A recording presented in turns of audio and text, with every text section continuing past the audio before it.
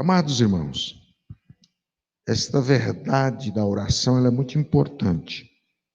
E nós queremos, nessa noite, fazer um desafio para nós em firmar compromisso. Tanto os irmãos que estão aqui presencial, como aqueles que estão nos assistindo nos canais da igreja.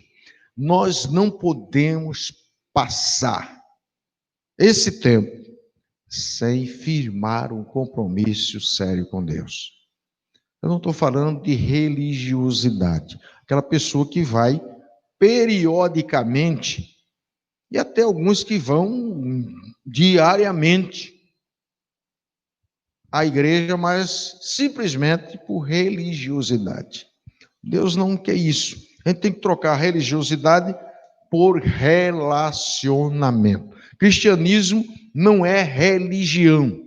Cristianismo é relacionamento. É claro que dentro do conteúdo do cristianismo existe a religião, que é cuidar dos enfermos, abençoar as pessoas que estão conosco. Mas quando se trata do cerne, do conteúdo do cristianismo, nos traz a razão porque Deus investiu tão pesado enviando o seu filho a esta terra. Que razão? Para a gente ser religioso? Apenas cumprir normas religiosas? É para isso que Deus veio? Fez esse sacrifício? Então, quando nós nos transportamos para o Éden, a gente vê como era nos primórdios, o relacionamento, a vida que vivia Adão e Eva antes de pecar. Então, é esta realidade de relacionamento que Deus quer ter conosco. É claro que a gente está trabalhando isso no nosso dia a dia, na nossa vida. Não vai acontecer, vamos dizer, completamente agora, mas através do Espírito Santo. Nós temos testemunhos de homens de Deus, como Noé, como Enoque, como Elias, Eliseu, Velho Testamento. No Novo Testamento nós temos aí Paulo, Pedro, os apóstolos, todos eles viveram em intimidade. Filipe, aquele diácono abençoado, que era levado pelo Espírito. Mas, queridos, a gente às vezes está distante desta realidade. A gente crê nas Escrituras, mas o nosso coração acha que aquilo passou e que nós não temos mais a oportunidade de viver aquela realidade. Ou seja, o cristianismo que Cristo viveu, que Paulo viveu, que Pedro viveu, que os apóstolos viveram, que a igreja nos seus primórdios viveram, a gente diz, não tem jeito de viver.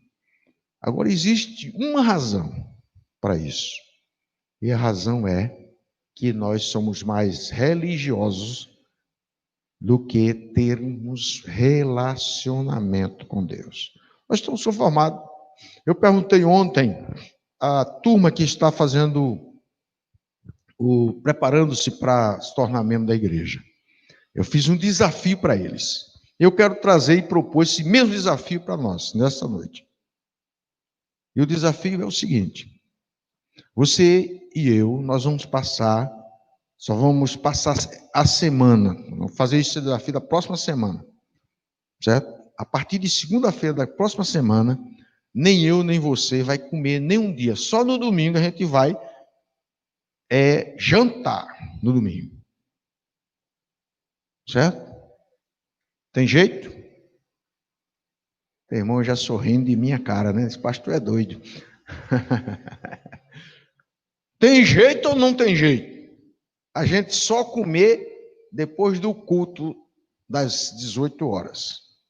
Terminou o culto aí, todo mundo corre para casa. A Catilane já fez assim. Mas por que não, queridos?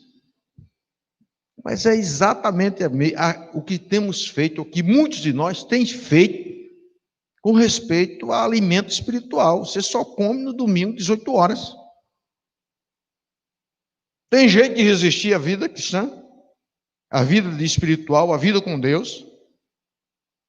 Não tem, queridos, não tem.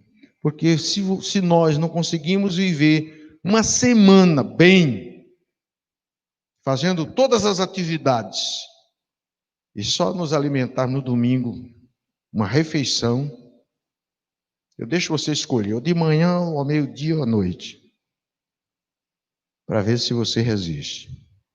Você vai dizer, pastor, nem um dia dá para a gente ficar assim. Está logo dor de cabeça, eu vi ficar. É um problema. Eu digo, é mesmo. Você não é acostumado a jejuar, né? Para jejuar, a gente tem que treinar.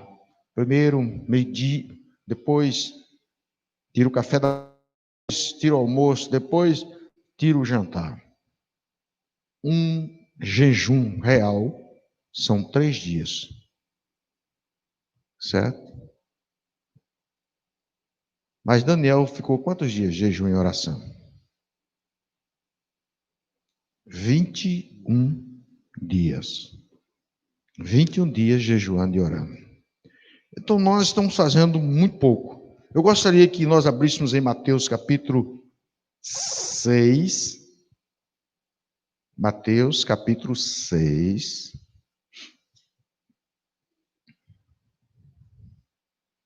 E nós vamos ler dos versículos 5 a 8. Mateus capítulo 6, versículos de 5 a 8. Jesus está ensinando como é que a gente deve orar. Ou seja, como é que nós devemos ter um relacionamento com Ele. Primeiro ele está falando da parte negativa, que não deve acontecer neste relacionamento. É que ele diz, versículo 5, Mateus 6, versículo 5, e quando orardes, não sereis como os hipócritas, porque gostam de orar em pé nas sinagogas e nos cantos das praças, para serem vistos dos homens.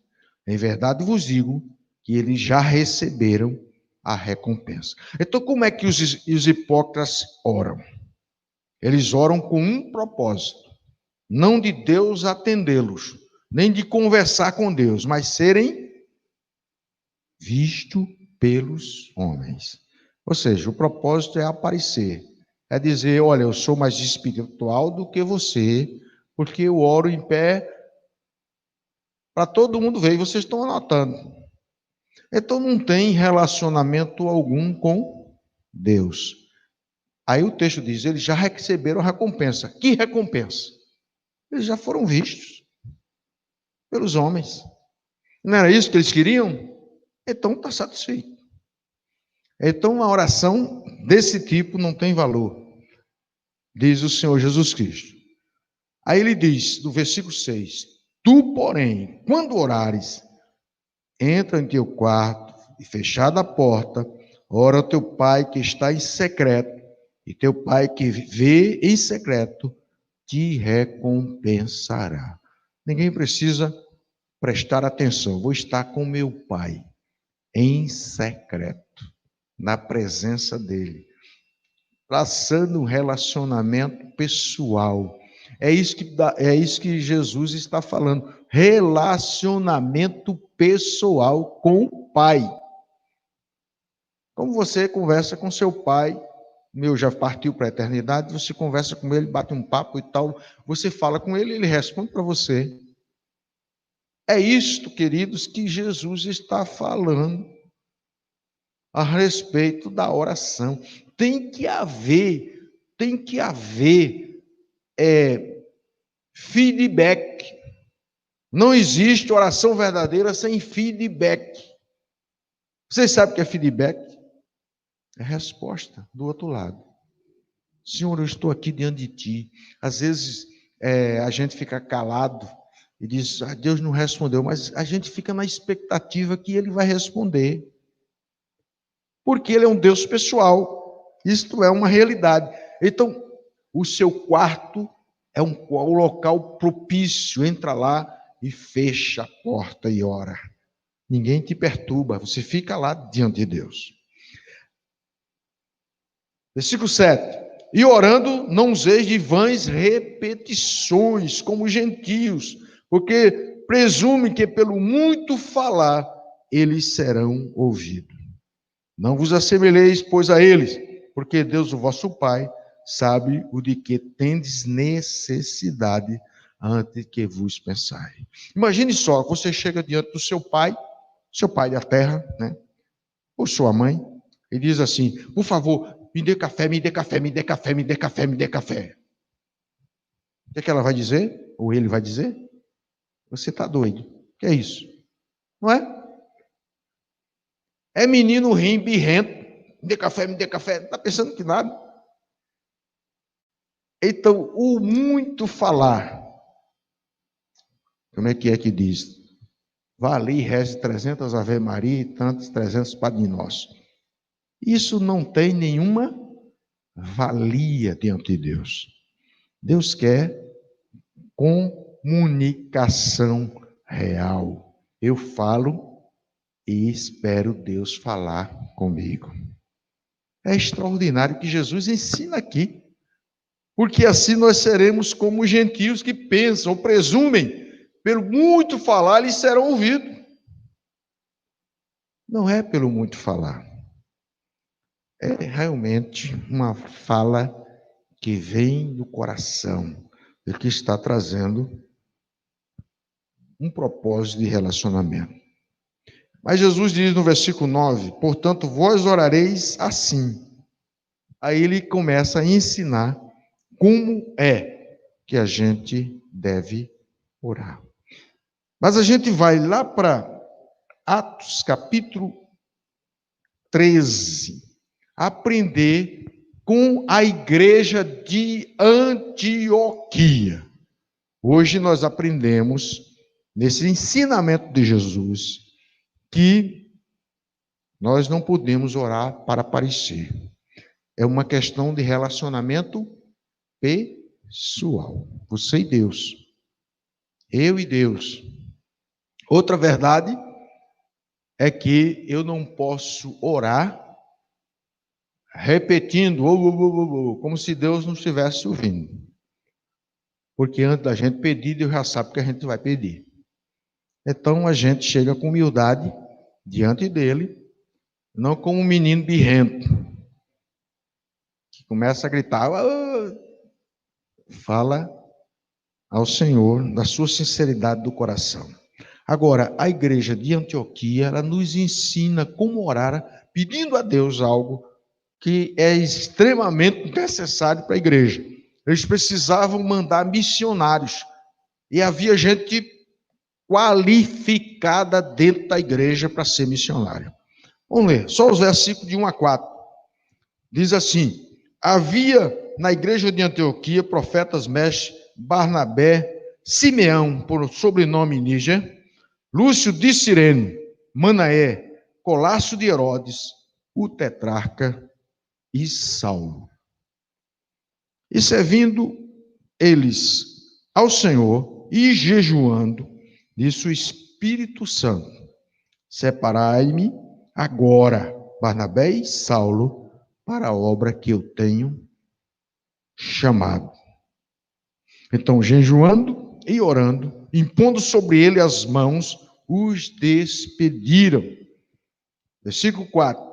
Enviados, pois, pelo Espírito Santo, desceram a Seleucia e dali navegaram para Chipre. O que eu acho extraordinário é que eles esperaram, eles estavam em jejum. Senhor, nós queremos saber quem vai fazer a obra missionária aqui na igreja. Todo mundo é capaz. Só tem gente qualificada. Mas não é porque tem gente qualificado que está sendo ordenado para ele fazer aquele serviço determinado que Deus tem para fazer. É preciso que a gente interceda, jejue, coloque diante do Senhor, até que Deus traga a convicção. E a convicção aqui, Deus usou alguém que falou: separai-me a Barnabé e a Saulo para a obra que eu tenho designado. Igreja madura esperou que o Espírito Santo não chegasse: Paulo, tu tens qualidade, tu és um homem com qualidade, com qualificação, então vá. Eles esperaram que o Espírito Santo falasse com eles. E o texto diz que eles confirmaram este chamado quando impuseram sobre eles as mãos e despediram. Eu acho extraordinário essa palavra do versículo 4. Não foram enviados pela igreja. Eu vou dizer de novo. Barnabé e Saulo, quando saíram para a obra missionária, eles não foram enviados pela igreja. A consciência da igreja é que eles estavam sendo enviados pelo Espírito Santo. E Lucas está narrando aí direitinho. Enviados pelo Espírito Santo, desceram a Seleucia e dali navegaram para Chipre. É interessante. Vamos orar. Pai, abre o nosso entendimento nesta noite a respeito desta palavra, que ela é tão importante para a vida da igreja. Que a gente absorva esta verdade e a gente viva a partir de então esta verdade. No nome de Jesus. Amém. Amados, estamos estudando sobre discipulado, que é tão importante. Discípulo somos nós que fomos chamados por Senhor para ser discípulo. E nesse estudo nós vamos tratar sobre este relacionamento do discípulo com o seu mestre, do discípulo com o seu professor. Jesus Cristo disse: aprendei de mim, porque sou manso e humilde de coração, e encontrarei descanso para as vossas almas, porque meu jugo é suave e o meu fardo é leve. Vejam bem, a oração é a força que move a igreja. Ela é quem põe em ação a mão de Deus. Os irmãos concordam comigo? Sem oração não há condição da igreja sobreviver. Um dia eu estava reunindo e propondo à igreja momento de oração, vigília e tal, jejum. Aí chegou a irmã depois do culto e disse: pastor, a gente está orando demais. Para que orar demais? Aí eu disse: minha irmã, Jesus passou 40 dias e 40 noites orando para começar o ministério. 40 dias e 40 noites orando para começar o ministério. E jejum. E o capeta foi lá para tentar ele, para tirar ele, desvirtuar e desviar ele do caminho do propósito do ministério. Então, a gente precisa orar. E orar bastante. Saibam que somente a palavra de Deus nos ajuda a entender a verdade da natureza de Deus e o seu interesse por nós. Qual é o interesse, o nível de interesse de Deus por nós? Vocês sabem qual é o nível de interesse de Deus que Deus tem por nós? Eu acho belíssimo o nível de interesse quando eu leio João 14. É claro que um dos textos, tem vários outros textos que falam sobre essa realidade do interesse de Deus. Mas João 14, Jesus Cristo estava subindo, aliás, eles estavam para ir para a morte, depois daquele momento da ceia do Senhor ali, ele instituiu a ceia, aí vai passando pelas vinhas, né? E ele fala a respeito dessa realidade para ir para o Getsemane, descendo ali de Jerusalém. Aí ele disse, capítulo 14 de João: não se turbe o vosso coração, credes em Deus, crede também em mim. Na casa do meu pai tem o quê?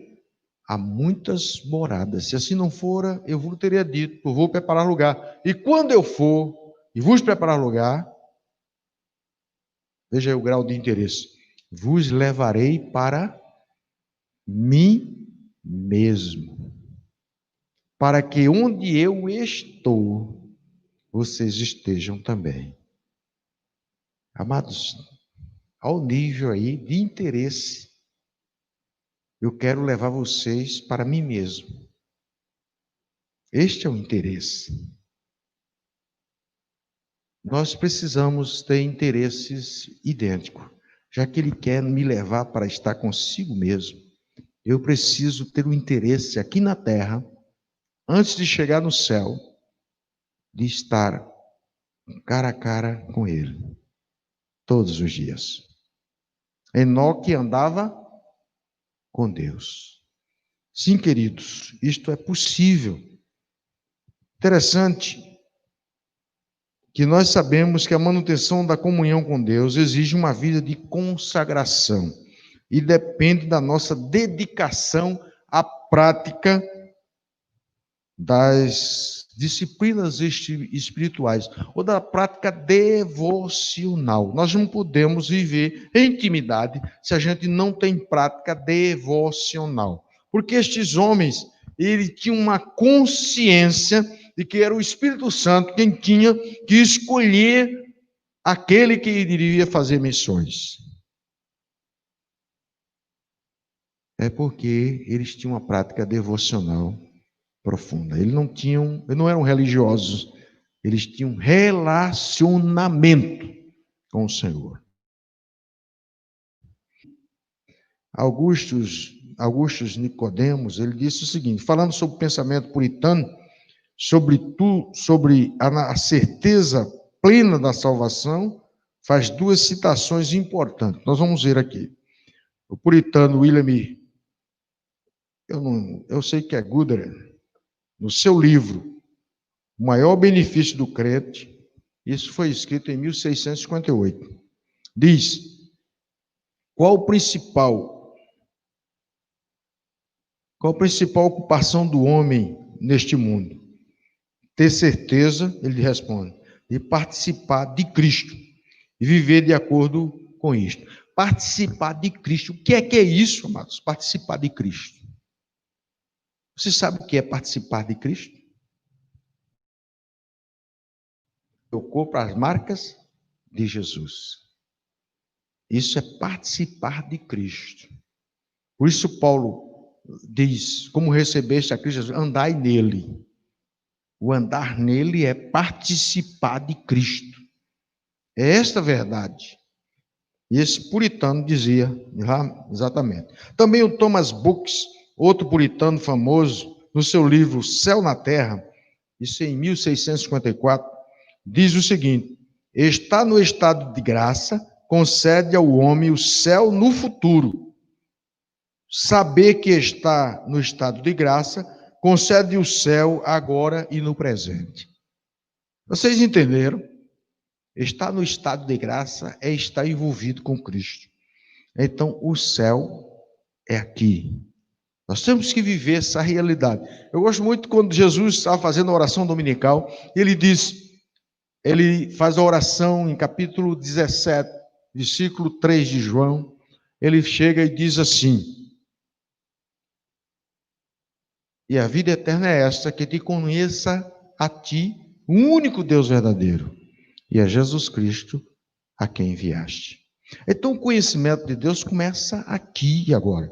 Como é que eu conheço Deus? Através da leitura das Escrituras e também da vida de oração, porque o Espírito Santo vai trabalhando no nosso coração e nos instruindo a respeito da vida com Deus. Pedro faz a seguinte exortação. Ele diz assim, vós, portanto, amados, sabendo isto de antemão, acautelai-vos, para que não suceda que, levados pelo erro dos insubordinados, caiais da vossa firmeza. Mas crescei na graça e do conhecimento do nosso Senhor e Salvador Jesus Cristo. A Ele seja dada a glória, tanto agora como até o dia da eternidade. Então, o crescimento na graça e no conhecimento do Senhor Jesus Cristo depende do nosso viver firmado em compromisso. Eu podia terminar aqui. Eu ainda tenho a elucidação e tenho ainda 4 defesas do meu tema. Mas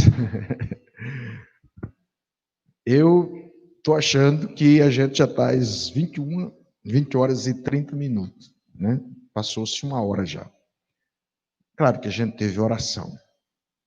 Mas, queridos, este assunto é um assunto extraordinário. Não é um assunto para um momento só.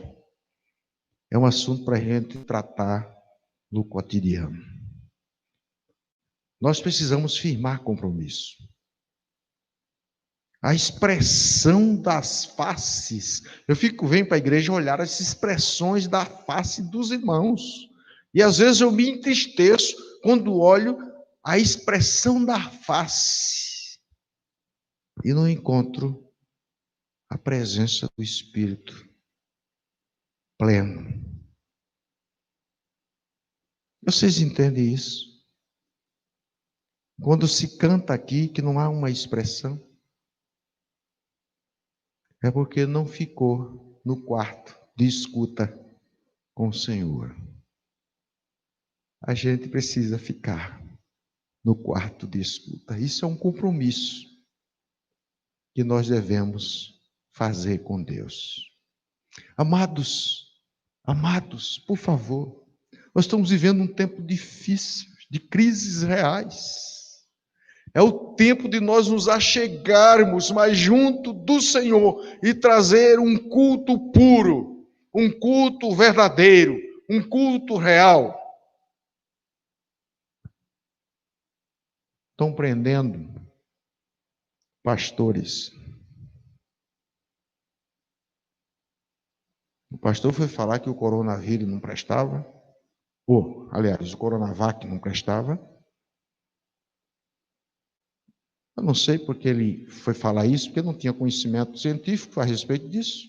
Então, não vou falar o que não tenho conhecimento científico. E está sendo processado. Aqui perto de nós, no Ceará. Então, a gente precisa, queridos, esquecer estas realidades. Claro que eu tenho que orientar o rebanho, dizer você, cuidado, tome os devidos cuidados, use máscara, use álcool gel, tome a medicação, use o protocolo, mas eu não posso chegar e denegrir as coisas que estão feitas, a não ser que falarem mal das escrituras, aí eu vou debater aqui. Eu vou dizer, está errado. Mas, queridos, quando diz respeito a estas coisas, a gente precisa falar da palavra de Deus, de mostrar às pessoas o que é o Evangelho. Eu quero dizer a vocês que nós temos tido, o Júnior participou ontem, o doutor, o reverendo Elias, que palavra. A gente ficou quase 2 horas e meia ouvindo. E ninguém saiu cansado, aquele negócio todo. Então, aqueles irmãos que tinham compromisso tiveram que sair. Mas eu assisti 2 vezes. Eu assisti na terça, ele pediu a mim para assistir na quarta, o primeiro estudo também, introdução. Disse, nós estamos na introdução sobre o livro de Atos. Extraordinário. E ele trouxe para nós uma verdade, que o problema da igreja não está apta para evangelizar, para fazer missões, porque ela não tem uma vida santa. Nós precisamos nos santificar. E a santificação, ela vai acontecer se houver o quarto de escuta. A gente tem que estar diante do Senhor. Ele fez um desafio para nós. São 12 semanas. Nestas 12 semanas, eu quero que você reserve 30 minutos. Ele primeiro disse, na terça-feira, disse para nós 20 minutos. Ele disse, depois eu fiquei com vergonha. 20 minutos de oração, 30 minutos, queridos, para você orar e meditar. E eu fui fazer esse exercício, não dá tempo. Você orar e meditar. Eu orei e meditei ontem, à noite, em 2 versículos de Atos, capítulo 1. Como ele quer que medite, ruminando as Escrituras. A gente tem que ruminar as Escrituras, guardar no coração as verdades da palavra de Deus. Não dá tempo. Não dá tempo, meia hora. Não dá. Eu sei, essa experiência eu já tenho. Você começa meia hora, não dá tempo. Você vai uma, duas, entra em 3, 4 horas, não dá tempo. Por isso o homem que orava, ele orava 14 horas. 14 horas, você diz, é muito tempo para mim. Às vezes 20 minutos é muito tempo para nós. É porque nós não temos a prática do quarto de escuta, de ficar diante do Senhor, contemplando a sua presença. Queridos, nós precisamos melhorar. Eu e vocês. Eu tenho que pedir perdão ao Senhor. Senhor, eu quero orar mais. Eu quero ficar mais diante do Senhor. Não preciso subir o monte, não. Na sua casa. Vai lá. Esse momento aqui, meia hora com Deus. Meia hora com Deus. Então Deus vai trazer grandes coisas. Eu vou entrar na elucidação para a gente encerrar. No próxima quinta-feira, aí a gente vem tratar sobre esse assunto de novo, certo? A elucidação é o seguinte: do texto lido, Jesus está ensinando aos seus discípulos a orar como convém. E demonstra 2 modos errados de orar e ensina o correto, certo? Não orem como os hipócritas. Eles oram para aparecer.